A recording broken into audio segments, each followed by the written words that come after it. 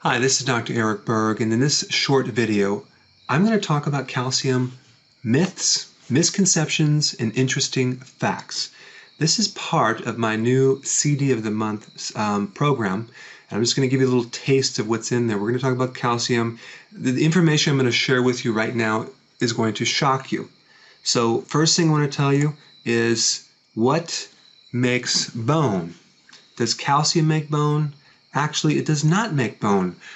Bone is made from water, minerals like calcium compounds, never individual calcium. In other words, most calcium that people consume is calcium carbonate. That would be limestone. You'd be better off chewing the rocks outside, because when you consume rock, which is in most supplements, calcium carbonate, which you want to avoid, you're not going to build bone. It's not going to go into the body. It's not going to build bone. It's going to probably plug up your kidneys or go right through you.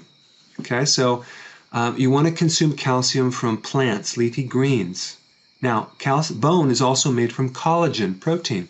If you want to destroy your bone, just go ahead and consume cooked collagen, which is in cooked meat. I'm not against meat, but I am against eating all this cooked meat, because that basically, cooked animal protein, will deteriorate your bones. So the next question people always ask me is, well, I'm protecting my bones because I'm drinking all this milk. Does milk build bones? No, it doesn't build bones. It rots bones. In other words, if you take a calf, a baby calf, and feed it pasteurized milk, it'll die within 60 days. So what you want to do is you want to consume fermented milk products, unless you have an allergy. That would be the plain organic raw yogurt, or raw milk cheese, or kefir, things that have bacteria. So even if it's pasteurized, if you take pasteurized milk and make cheese out of it, or yogurt, you're making that product making the calcium more available, because the new enzymes and the bacteria in it will help you absorb calcium. So even if we took this calcium carbonate, it converts it to an available calcium.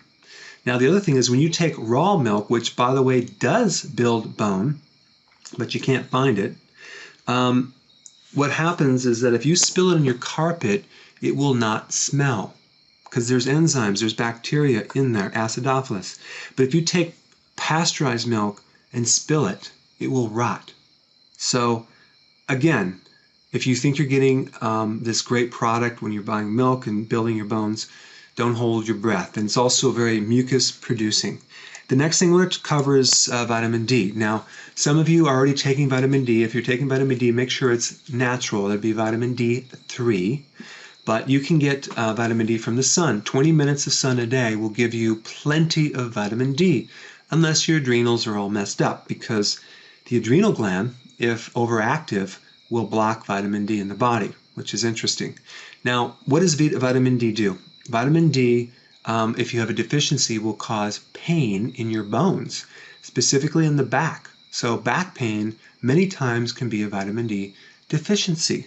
Vitamin D is necessary for the absorption of calcium into the bone and into the blood, but not into some other tissues. Vitamin F is the opposing reciprocal vitamin to vitamin D. They work in teeter-totter. So if you have a lot of vitamin D, it automatically depletes vitamin F, which we're going to get to in a second. So let's just take a look at what really happens here. Calcium is mobilized and transported through vitamins.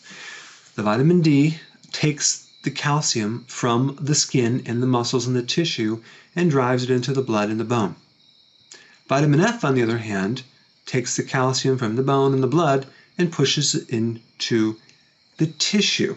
Okay, so that's what you need to know. Now, what is this thing called vitamin F? I never heard of it before. People have a confusion, like, where does this come from? Well, as you know, the first vitamin ever discovered was vitamin A, and then the second one vitamin B, third was vitamin C, and then D, and then E, and then F. And you even have vitamin G and H, and it goes all up to K. So here's vitamin F. Vitamin F allows calcium to be transported in the tissues. So really, one of the big purposes of vitamin F is a calcium transporter. All right? Calcium, on the other hand, is one of the most important purposes of calcium is to protect you against viruses. That's right. So when you get a herpes simplex virus or a canker sore, that means you have a calcium deficiency. But it could mean you have a vitamin F deficiency that can't transport the calcium into the tissue. Now, many people get viruses coming out of remission when they're stressed. Why? Because the adrenals deplete calcium from the urine. Okay, so adrenal stress will deplete calcium from the urine and the viruses come out of remission. So vitamin F is an immune protector.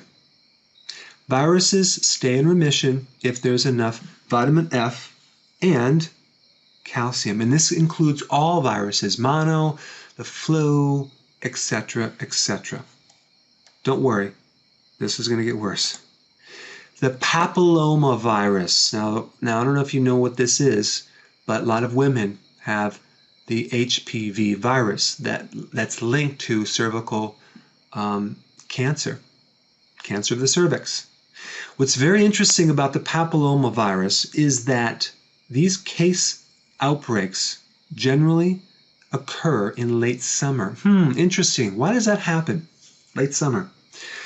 Well, what happens during the summer months? You get all the sun. What does the sun do? It depletes vitamin F. Interesting. And then the virus comes out of remission. Polio. Dr. Sabin. Check this out. This is what he says. Why does paralytic polio, with only rare exceptions, remain practically dormant during more than 2/3 of each year, appear only in occasional persons, and then seem to explode during the late summer and early autumn? Well, why could this be? Now you say that polio virus is contagious, and it's all these kids in school, they're coughing. But the polio outbreak occurred in the summer months when kids are outside playing with their shirts off, getting all the sun, eating a lot of ice cream. And by the way, sugar depletes certain nutrients that can, especially calcium. Interesting, eh? So what happens, you need a balance of calcium and vitamin F and vitamin D. I'm not saying vitamin D is bad. I'm not saying vitamin F is bad. I'm not saying that if you took this would cure your cancer. That's my disclaimer. My point is I want to educate you that both of these vitamins work in sync, and viruses come out of remission when you're deficient in certain nutrients.